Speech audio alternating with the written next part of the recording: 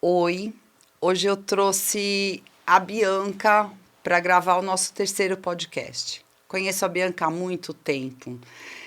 Eu quero falar muito da biografia dela, que é maravilhosa. Ela entende tudo de joia e mais um pouco. Formada em jornalismo, hoje ela mexe e faz acontecer o lado da moda e o lado das joias.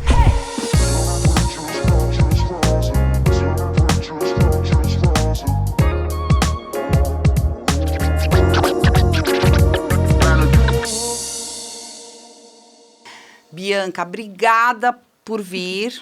A Deu gente certo, conseguiu. né? É sempre assim, é sempre esse corre. Nunca é muito tranquilo. Mas é uma conversa de longo tempo que a gente tem já, né? Sim, a gente se conhece há muito tempo, uma anos. amizade gostosa, sempre uma procurando a outra quando. Curiosidades Né? e questionamentos, né? E eu sempre muito aberta pra você, e você sempre muito aberta pra mim. E é Eu assim acho que tem que rolar. esse lance que a gente descobre a paixão pela joia em comum ajuda muito, porque por mais que tenha moda, hoje eu sou especialista em comunicação de moda para joalheria, por mais que tenha Bianca, moda... me fala da tua biografia. Bom, que eu acho ela meu fantástica. nome é Bianca Zaramella, eu conheço a Cláudia de muitos anos no mercado de moda e mercado de joalheria. A gente se conhece por outros carnavais também, a gente vai falar disso aqui hoje. Eu acho que tem uma relação muito de paixão pela joia em comum. Joia, diferente da moda, é um produto, é um objeto atemporal. A joia não passa. A joia, ela fica para sempre. Então, essa relação que nós duas temos familiar com a joalheria, que é um pouco que a gente vai contar a história para todo mundo que está aqui nesse podcast escutando a gente, eu admiro muito o seu trabalho por isso. Você é uma joalheira que tem um desenho artístico de joalheria, tem referências idôneas e referências de arte, que é uma coisa que é raríssima. Hoje, além de jornalista, que eu sempre fui, eu sou consultora de moda para joalheria, eu dou aula no Instituto Europeu de Design de comunicação de moda para a joalheria, já dei palestras em vários lugares, e a coisa que eu mais sinto falta é da originalidade e autenticidade do desenho, do design de joalheria. Quando a pessoa tem um repertório rico artisticamente, além da gente ver isso na joia dela, isso passa para quem está seguindo, para quem admira a marca. E muitas vezes eu sinto que o cliente quer um design exclusivo, mas ele quer alma na joalheria. Ele quer história, né? Ele quer história. Então, assim, hoje eu sou privilegiada, que eu estou aqui com um colar que eu sou apaixonada. Eu também amo essa peça. É um colar barroco da coleção, me conta. Da coleção de Anjos Barrocos. De Anjos Barrocos, que tem um trabalho primoroso de mini rosas aqui, fora a pintura feita à mão, que é incrível. Quando eu entrei no ateliê da Cláudia, eu falei, meu Deus, o que é isso? Porque a gente tem esse encanto. E a joia é uma coisa que é muito engraçada, é uma coisa que eu tô aprendendo também. Quando eu vou fotografar, eu pego muito na joia. Deixa eu ver isso aqui. Deixa eu ver aquilo. E eu brinco nas aulas também, que a gente vê com a mão. E eu fico assim, Mas é sensorial, né? Quando eu tenho um negócio que eu fico assim, gente, que maravilhoso. Gente, que incrível. Gente, eu fico assim, ó. Porque é uma admiração e é um trabalho que eu sei que é muito difícil de fazer, Cláudia. Ele é complexo porque você tem várias vertentes aí para construir a minha peça, né? Então, assim, não é só o fato dela ser uma peça feita à mão, mas é o fato que ela carrega uma história e que ela carrega o profissional certo para fazer a peça da forma que eu idealizo. Então, sim, não é nada fácil. É um trabalho de pesquisa muito longo. Já tô entrevistando a Cláudia, hein? Isso aqui vai virar daqui a pouco. Então, eu também tô achando. Meu Deus do céu, acho que eu vou sair correndo aqui. É um trabalho de pesquisa que você faz como? Me conta, assim, como nasce uma história dessa pra chegar numa peça que tá aqui no meu pescoço hoje? Bianca, tudo pra mim cria uma história. Ou se eu leio um livro que me chama atenção, eu já fiz coleções que eu tirei de livros, Leonardo da Vinci, eu li os 680 páginas para fazer a coleção dele. Eu li sobre os orixás, eu sei que você gostou muito dessa coleção, por isso que eu lembrei agora. Sim. Ela veio de leituras que eu fiz. Um processo criativo que é muito espontâneo, né, Cláudia? Espontâneo, e eu tenho que gostar do que eu vou falar. Sim. Isso assim, a história tem que me comprar. Comprou a história... Eu realizei na minha cabeça essa história, eu transformo ela em joia sem problema nenhum. E aí a gente já vem aqui, eu tô falando até inclusive pra câmera, que a jornalista ela já tá em mim aqui agora nesse momento. Eu vou aproveitar pra mudar esse podcast e vou te entrevistar. Eu tô achando. Porque assim... Eu acho que eu não vou ter chance aqui de entrevistar você. São histórias muito ricas. E que me lembrou muito uma coisa que a gente se falou na pandemia várias vezes. A gente falou, inclusive, sobre coisas nossas também. Sim. Foi muito rica a nossa conversa, porque foi um momento que a gente tava, as duas, cada uma na sua casa. E foi uma época que as pessoas começaram a ter um apego muito grande por joias com significado significado, joias religiosas, joias de fé. E eu lembro que na época você estava desenvolvendo um trabalho de uma coleção que já era um pouco mais voltada para isso. E eu quero aqui pontuar, queria que você me contasse mais, como é essa conexão de símbolos, de coleções, muitas vezes para o Teatro Municipal, ligadas à arte, ligadas à escola de samba, que eu sei que você já fez. Eu queria que você me desse um exemplo e falasse um pouco mais disso. A joia tem que ter significado. Sim, para contar uma história, ter uma narrativa, né? Para contar uma história, para ter uma narrativa, para dar o toque do merecimento, porque a joia também vem carregada de merecimento, de valor agregado, de uma história, de como ela é feita, de que pedra ela é usada. E aí eu acho que fecha bem um quadro, sabe? Da conexão. De conexão comigo e com quem faz, né? Com quem faz e com quem vai usar a minha peça. E a história de joia de ocasião também é uma coisa que, assim, pra mim, eu vejo hoje, estudando um pouco de tendência, que a joia de ocasião, ela meio que existe de vez em quando, mas hoje é uma joia que a pessoa usa mesmo, né? Tem que ser, né? Eu acho que esse foi o caminho que eu entendi lá atrás e eu acho que é o caminho que hoje todo mundo entende, assim. Eu fiz muitas criações e eu pensava assim, mas por que eu não tenho que usar... Por que eu não posso usar calça jeans e camiseta branca com o que eu tô fazendo? Eu posso. E aí vai aquela história do high-low que a gente acaba usando um ponto especial. Pra mim, com a coisas joia mais é práticas. com vestido, é com uma calça jeans e uma camiseta branca, que é meio que meu uniforme, eu amo. E eu tô sempre carregada de joia, entendeu? Assim, carregada no sentido... Do sei o que eu pertencimento, coloco, né? mas coloco. Tem essa relação do pertencimento diário de usar joia, que a pessoa busca Pertencimento também, né? diário, e volto a falar merecimento. É eu me colocar dentro da peça, é eu me colocar dentro do meu poder, da minha vontade, do meu desejo. E aí tem uma coisa também que eu acho interessante do seu trabalho. Como você tem um repertório muito farto, muitas vezes a joia não é só ouro. Às vezes a joia é prata, às vezes é uma joia de ouro rosé, às vezes é uma joia que não é o óbvio, né? Depende da história que eu quero contar. Por exemplo, a Maria Magdala, eu fiz ela toda em prata, porque eu li ali em alguns estudos meus que a prata, ela conduz milagres. Uhum. Então aí eu tipo fiz de ela energia. em prata. Depende da pesquisa que eu faço, depende da coleção que eu faço. E como foi chegar no universo de arte com essas peças? Como é a história da joia que você fez em parceria com uma escola de samba? E depois hoje tem a história com o Teatro Municipal. Como é transmitir a joia para um universo de referências de um ponto artístico, seja de música, seja visual do Teatro Municipal, quer dizer, que é um universo rico de referências estéticas e visuais, e de repente você conseguir resumir aquilo numa peça, 2, 3 peças, é um desafio muito grande. Eu não sei se começa pelo fato de eu ser filha de artista plástica e ser neta de joalheiro. Juntou tudo. Né? Acho que juntou tudo.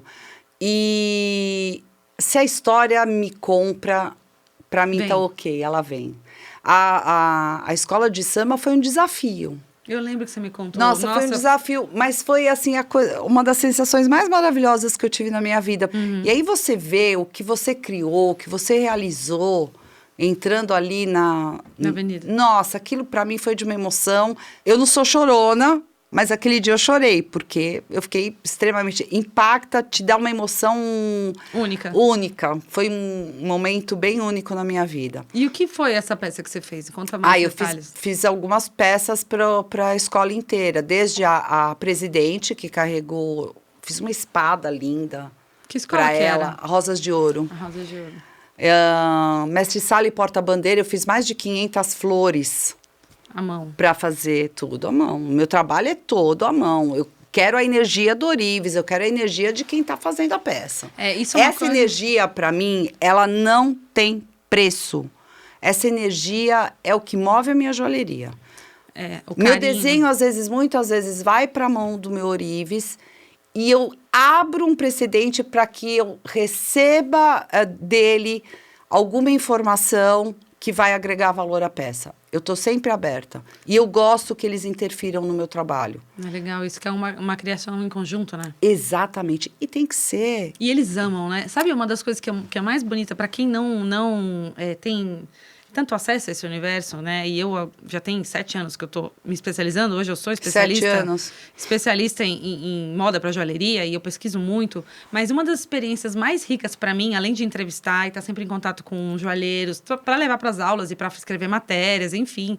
E para minha própria agência também como consultora, a experiência de estar em banca, tanto com vocês que criam, como com o próprio Ourives, a experiência, o amor que vocês têm pela peça, as etapas que ela passa até chegar na mão da pessoa para usar, é uma coisa que é muito especial e a gente sabe a diferença que tem de frequência da joia. Eu sou um bandista, você sabe disso, eu sempre falo para as pessoas, já tem mais de 15 anos, e a gente sabe a frequência da pedra real, a pedra tratada para mim é diferente da pedra natural. Mas eu fiz a coleção dos orixás, eu fiz ela toda com um diamante de laboratório. Maravilhoso. Porque eu não queria fazer nada que agredisse a natureza. Porque o orixá é natureza, né? Totalmente. E eu não fiz nada eu não coloquei nada ali que agredisse a natureza. Então, eu fiz todas de diamantes tem toda de uma, laboratório. uma busca. Então, quando você vê e eu quero puxar isso. Eu não tenho nenhuma religião, né? Você sabe, Bianca. Não, a gente falou várias vezes sobre isso. Mas eu curto, eu gosto e vou. E assim, e uma coisa que eu também andei pesquisando, e eu queria que você me contasse um pouco mais, porque isso eu acho que é muito diferencial, além do feito à mão. Essa história das joias estar ornando o corpo para você ter um pertencimento a uma determinada energia, para mim, é muito, muito nítido no seu trabalho. Porque a joia, ela vem como energia. Porque ela passa por várias mãos antes de chegar. No processo criativo seu, feito no desenho, daí passando todas as etapas para chegar para a pessoa. Fala um pouco dessa essência da marca. Como que surgiu isso? Porque eu, como comunicadora, hoje como consultora, eu traduzi o storytelling de uma marca, traduzi a narrativa de uma marca ou de uma pessoa. Para mim, é um dos desafios maiores e mais legais de fazer, porque eu tenho que entrevistar, eu tenho que entender como que a pessoa pensa, para eu entender até a estética da modelo que eu vou fotografar com a joia dela. Tudo isso, para mim, é desafiador e eu gosto muito de pesquisar. Como que você consegue unir os elementos modernos e clássicos e aí, de repente, nasce uma coleção? Como que é esse processo da Cláudia? É um filho que nasce literalmente. É um canal, eu deixo a energia vir, eu aceito o que vem. E aí você traduz isso em desenho. Aí eu traduzo quase que num momento de êxtase, de verdade. Quando tem nasce. uma energia... É uma energia que chega em mim. E eu deixo ela vir, e eu pego um papel e faço.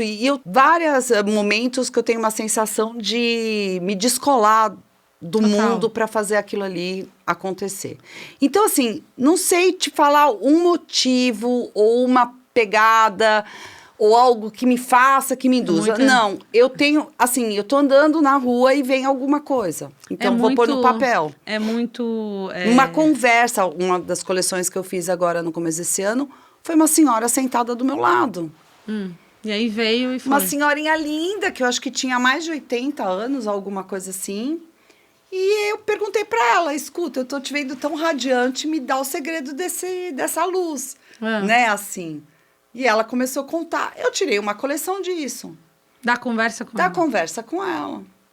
Então, assim, eu não tenho um ponto ou especificar alguma... Uma metodologia, não. É uma energia que vem e eu deixo que ela venha. Teve uma entrevista que eu fiz com uma artista que ela fazia escultura em mármore, aqui em São Paulo. Tem um ateliê lindo.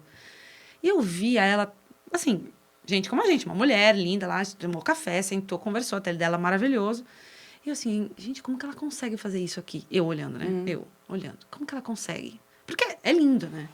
E aí me remeteu a Michelangelo, que é tudo de mármore. Eu falei, gente, é uma coisa inacreditável. Você fica tipo, como assim isso nasceu aqui? Ela me falou uma coisa que eu nunca vou esquecer, que ela falou que o gênio criativo vem. Olha o só. Gênio. Quando o gênio vem, a gente faz nascer. Faz nascer, pronto. Aí eu fiquei muito pensando nisso. E no ano seguinte, depois quando eu fui pra Itália, eu comecei a olhar para as coisas de outra forma. E comecei a entender como é importante o lado artístico desse processo criativo de criar peças únicas. Porque tem uma galera que faz joia. Um monte de gente faz, hoje. Mas peças únicas, peças feitas à mão, peças que têm história, que têm uma narrativa, quando a gente bate o olho, a gente sabe. Eu que trabalho muito tempo com isso, você pode me mostrar uma peça sua no meio de 35. Que você vai identificar, né, meu DNA. Então, é uma construção de marca, é uma construção passo a passo, de muitas barreiras, de muitas dificuldades de verdade, porque você construir uma marca é extremamente difícil. E aí eu queria passar a bola para você no sentido de, para quem está começando a se interessar por joalheria, é claro que existe hoje, a gente sabe, diversos caminhos para quem quer fazer uma joia. Tem gente que pode desenhar, mandar para o render e mandar para uma fábrica. Tem gente que gosta de fazer ela mesma da bancada e aí tem aquela coisa da própria menina ou da joalheira sentar e fazer ali ela mesma. E tem as equipes que desenvolvem ideias criativas como a sua, que você deve ter orives de anos com você.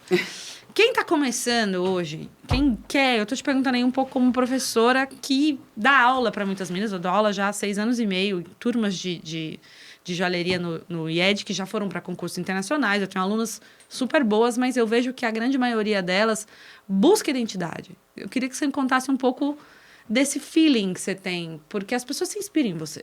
Bianca, tudo depende de como você quer conduzir o seu negócio. Qual é o seu objetivo? Seu objetivo é acordar de manhã, desenhar peças, você pode trabalhar para uma joalheria, você pode vender seus desenhos, e ok, se isso te satisfaz, ok. Se você quer fazer um trabalho mais personalizado, você tem que entender que você tem que abrir um pouco mais o leque das tuas criações, né? E tem que entender mais ainda que é uma empresa, tá? Então, assim, eu sou joalheira? Sou, ok, mas eu sou uma empresária do ramo de joias, que muda a tua história. Quer dizer, você acordar de manhã, fazer o desenho, trabalhar para uma empresa. Claro, você tem ali as suas... tem que fazer entregas, tem que se submeter ao jogo ali da empresa, do que ela pensa que tem que produzir, do que ela pensa que ela tem que vender, se enquadrar nisso. Ok, você é funcionária, você entrou, você exerceu a tua função ali, que tem um lado bom e tem um lado ruim, e ok, você vai para tua casa.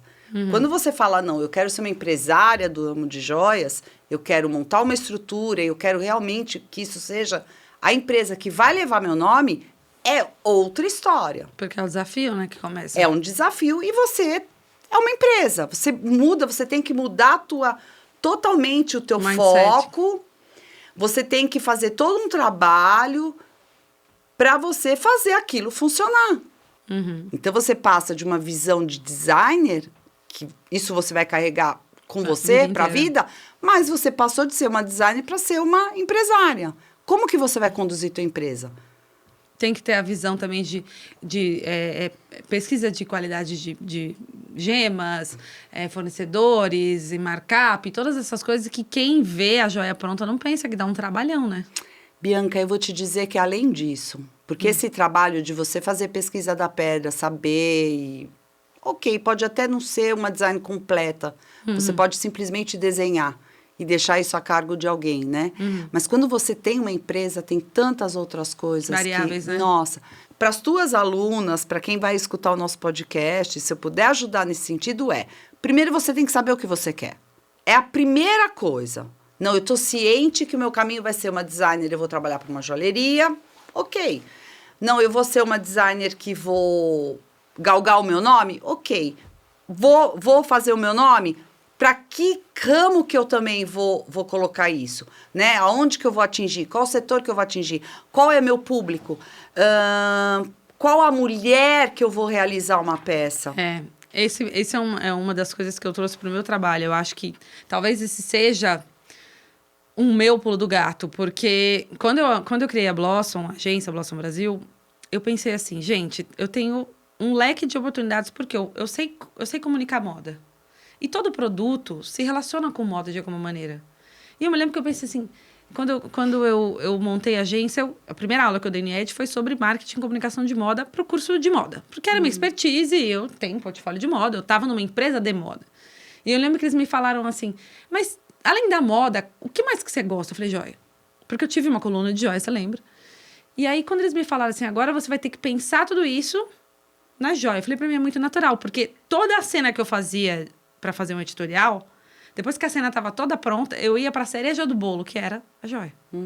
Então, quando eu trouxe isso para minha realidade, eu falei, se a moda comunica a joia bem, por que não me especializar nisso, já que eu gosto disso? E talvez por eu gostar tanto disso, e é uma coisa que eu tô trabalhando um pouco meu agora também, que é a história do personal branding, que a gente tem que aparecer também, que as pessoas compram a gente.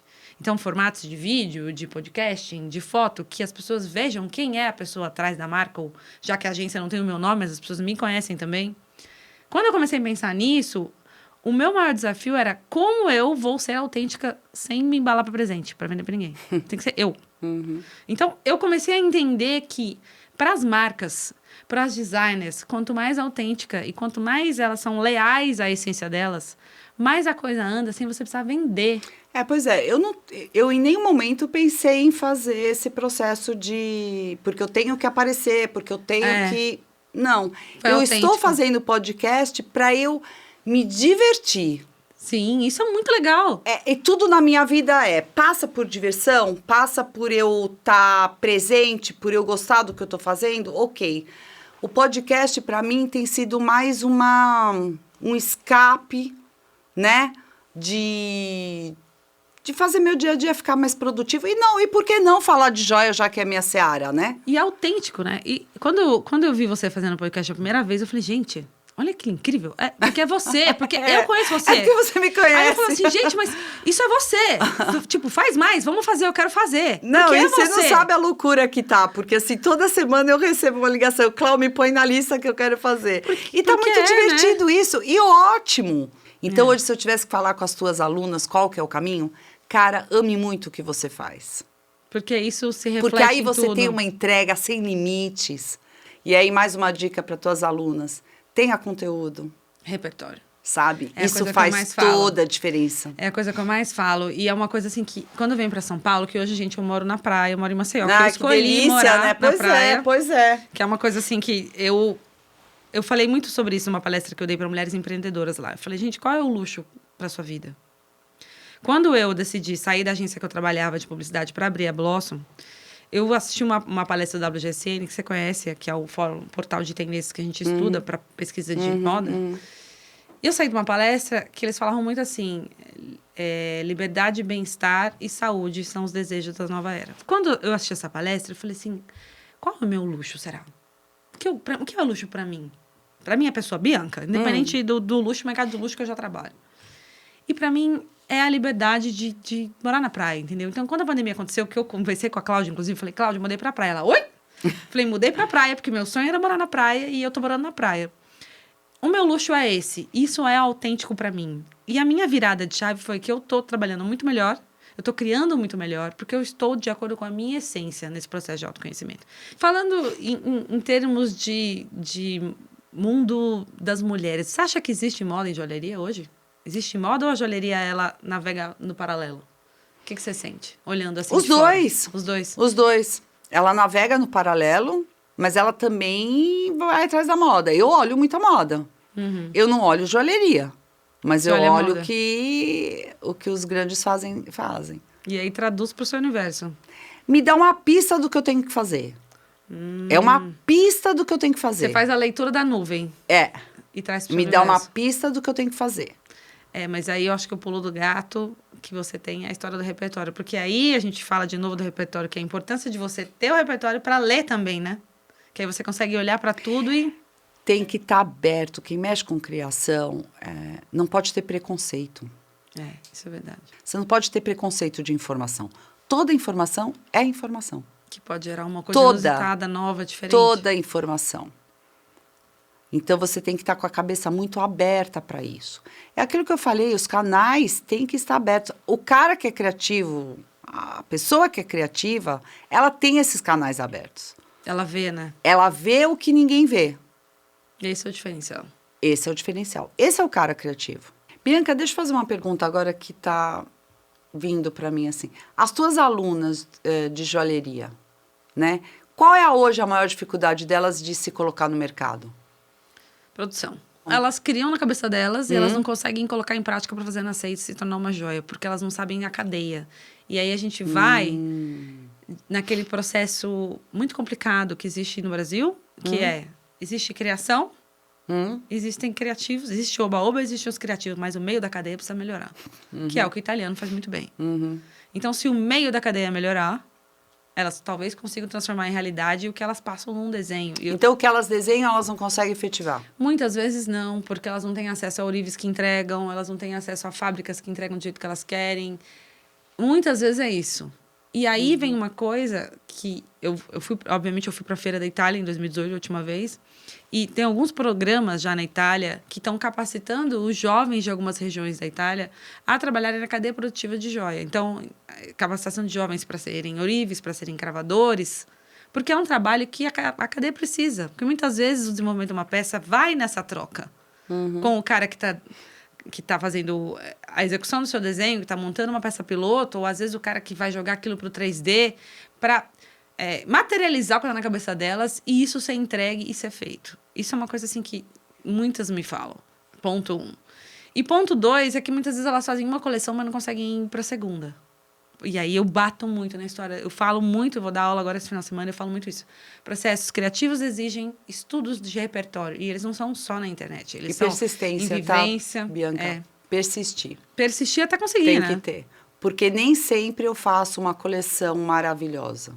Geralmente, eventualmente, eu posso errar na minha coleção.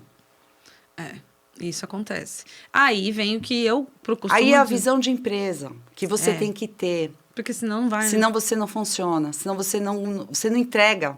Não tem entrega em nenhum sentido aí. Não tem entrega no que você pensa, não tem entrega no que você produz e não tem entrega no que você vai... Aonde você vai chegar. Você não consegue chegar, você não consegue entregar. Visão empresarial. Por isso que o entendimento do como eu vou fazer o meu negócio faz todo sentido para quem quer começar essa profissão. Tem que romantizar, mas tem que ter pé no chão. Mas muito. Muito pé no chão, não é pouco. Tem que ser criativo, mas tem que ser empresária também. Tem que ter momentos de criatividade e momentos do empresário. Tem que se saber qual é o teu nicho. A gente vem de glamour, a gente vem de desejo, a gente vem de realização, mas o que tem por trás da joia... É gigante. É gigante e é o dia a dia de muito trabalho. E é um trabalho que tem que ser supervisionado muitas vezes com muito afinco, né? Total. Porque é alto luxo, né? Total. Não é só fazer, tem que ver fazer. E a tua responsabilidade, sabe? Você tem que se sentir responsável por aquilo. Você está lidando com a emoção da pessoa. Exatamente. Não só está lidando com uma emoção, como você está lidando com algo com valor agregado alto.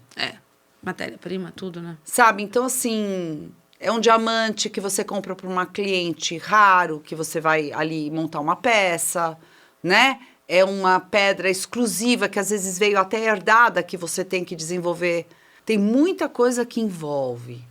E quem você é, da onde você veio, como você vai tratar isso, vai fazer diferença na tua vida. E vai se refletir na outra ponta da cadeia, que é a comunicação. Porque senão você não consegue comunicar. Muitas vezes, às vezes em reuniões, eu falo assim, me conta, pra gente montar estratégia, pensar na imagem. Hoje a agência é muito mais focada em criação de vídeo e foto do que qualquer coisa, porque é uma coisa que cada vez a gente está se especializando mais. E eu falo assim, me conta a história dessa coleção. Eu preciso saber a história. Para pensar qual é aquela mulher, para pensar qual é o cabelo, para pensar qual é o mood que eu vou fazer. E muitas vezes, essa história ela não tá tão calçada ainda. E aí, até você chegar nisso, é um processo. E muitas vezes, assim, dentro dessa coleção, dá para você fazer talvez essa peça, mas me traz mais coisas. Me traz coisas para eu entender a história. É um processo que eu amo fazer e que eu acho que envolve toda essa direção criativa também. Que e de orientação, né? E de orientação, né? Também, porque às vezes ela não está enxergando talvez uma mulher que eu tô vendo pela minha prática e que às vezes é ali que é o pulo do gato. Então, cabe a nós estarmos com o olho aberto para ver tudo. Sim. É um trabalho de desafio? Você tem que estar 24 horas vendo coisas? Sim. Tem. Eu hoje, quando eu venho para São Paulo, a minha agenda é ver coisas. Eu abasteço, porque depois eu consigo criar. Parar e criar. E organizar, e escrever, e fazer, porque envolve também a comunicação de moda, envolve o image maker, envolve o styling da foto, da direção, mas envolve também trilha dos vídeos. Hoje eu faço tudo, eu faço desde a edição de trilha de vídeo, edição de foto, mood board, gerenciamento das pessoas, mas você faz tudo. Você não tá ali brincando de fazer foto. Fazer a foto é o parque de diversão. Filmar é a alegria. Agora, até aquilo ficar ali, até sair com ascendente em virgem meu, que é chato, é complicado. Eu quero que o negócio seja simétrico, eu quero que esteja tudo harmônico, eu penso no conjunto da obra. E o mais desafio, você me conta a sua estética e eu tenho que criar uma imagem que... Eu bato o olho e falo, isso aqui é da Cláudia. Não só pela imagem da joia, mas pela todo ao redor da Cláudia. Então, não é também tão simples assim. E nesse mundo hoje, que todo mundo fala, todo mundo faz foto, todo mundo tira e coloca. Quem tem um olho de especialista, de expertise, com um bom repertório, muitas vezes entrega isso na imagem. Então, hoje o meu desafio é me enriquecer mais para que minha entrega final seja cada vez melhor. E que eu consiga que cada cliente se expresse com a entrega que eu faço para ele. Eu preciso que ele se expresse, né? É um trabalho desafiador, mas eu gosto de fazer. E exige também essa visão ampla. Onde que eu tenho que fazer, quantas entregas eu tenho que fazer, cadê o conjunto da obra todo, planilhas, por mais que a gente não goste de planilhas. Eu adoro ser editora de moda criativa e ficar de bonita, mas eu tenho planilhas. Porque senão eu não faço a coisa. É uma coisa que, hoje em dia, eu sou muito sincera nas conversas, tanto em aula como em consultoria. Gente, eu acho lindo o que vocês querem fazer, mas vamos trabalhar dentro do budget que vocês estão me passando? Porque, assim, eu tenho como fazer... Eu já fotografei Gisele Bündchen. Eu amo, maravilhosa. Por que ela fotografa uma capa em 40 minutos? Porque ela é ela. Ela entra e faz, né? Ela entra, bate 3 cabelos. Eu fiz uma capa com ela em 30 minutos. Entre uma entrada e outra na passarela da Coach. Eu tenho uma capa dela em 30 minutos. Por isso que ela é ela. Mas ela é extremamente profissional. Pronto. Ela sabe exatamente o que ela tá fazendo. E ela sabe que ela tá ganhando X mil por aquele tempo ali. Então, como você vai lapidar isso? Eu achei interessante a sua resposta, porque você falou disso, mas você falou também assim, não, mas eu deixo a minha veia artística livre para criar. Então, você não bloqueia nada, você deixa o fluxo andar. Então, eu acho que esse é um conselho que eu tô tirando aqui como resumo um pouco dessa nossa entrevista. Eu não bloqueio, eu deixo ela rodar, porque, na verdade, ela é o ponto forte da minha marca. Se não o fosse, talvez eu brecasse isso. E não daria o fluxo que dá, né? Então, volto a falar, depende de como você quer conduzir a sua vida, a sua história e o que você quer entregar. Que mensagem você vai deixar para essa nossa entrevista invertida, entrevista conjugada? Que eu já nem sei mais, eu tô aqui já... Quem é que tá fiz mais entrevistando pergunta quem? do que... Mas é porque, gente, não é? É uma coisa que a gente já tava, sei lá, mas é isso que é gostoso, é um bate-papo. E de nós duas só poderia vir isso mesmo. E tá maravilhoso, A gente tá 2 anos aqui tentando não entender. Não é? Montando, tentando. E eu acho que o resultado foi muito natural. Tô muito feliz de estar aqui. Tô agradecida pelo convite. Obrigada, eu também tô. E vamos fazer mais. A gente pode fazer mais coisas e... Todo mundo que vem vai se divertir muito, porque foi muito bom para mim. Tá expressando também isso de uma forma natural e tranquila aqui. Bianca, obrigada por ter vindo. Muito obrigada de coração. Eu fui mais entrevistada do que entrevistei hoje aqui, mas tudo bem. Você tem a veia de jornalista, eu também não poderia esperar outra coisa, né? Bianca, obrigada. Até a próxima, eu acho que a gente vai fazer um parte 2. Você topa? Eu topo, eu adoro entrevistar e ser entrevistada. Falando de moda e joalheria, pode contar comigo. Então tá bem. Obrigada, muito obrigada por ter vindo. Obrigada a você.